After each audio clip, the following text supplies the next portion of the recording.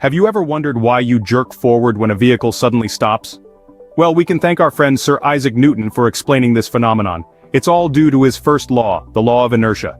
This law states that an object at rest tends to stay at rest, and an object in motion tends to stay in motion, unless acted upon by an external force. Let's imagine a rolling ball. It continues to move until something, maybe a hand, a wall, or a gust of wind, intervenes, right?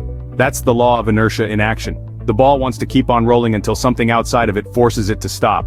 Now let's bring it back to our vehicle scenario. When the car comes to a sudden stop, our bodies want to keep moving forward. That's why we jerk forward. We're resisting the change in motion. So next time you're in a car, remember it's not just the brakes that stop you, it's also Newton's first law. Ever noticed how much harder it is to push a heavy shopping cart compared to a light one? Let's delve into why that is. It all comes down to Newton's second law, known as the law of acceleration. This law states that the acceleration of an object is directly proportional to the net force acting on it and inversely proportional to its mass. To break this down, imagine two balls, one small, one large.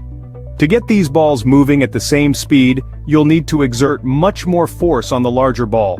That's because its greater mass resists acceleration more than the small ball. So when you're struggling to push a heavy shopping cart, you're actually experiencing Newton's second law in action. The cart's mass, combined with the force you're applying, determines how quickly it accelerates. Remember, more mass means more force needed, thanks to Newton's second law. Ever wondered why you move backwards when you release air from an inflated balloon? Well, the answer lies in Newton's third law, also known as the law of action and reaction. This law of physics says that for every action, there's an equal and opposite reaction. Let's consider the example of a balloon releasing air. As the air rushes out of the balloon, it creates a force in one direction. According to Newton's third law, an equal and opposite force is also produced. This force pushes the balloon in the opposite direction, causing it to zoom around.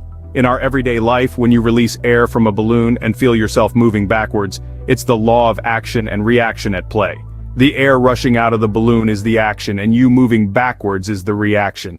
So next time you see a balloon zooming around when air is released, think of Newton's third law.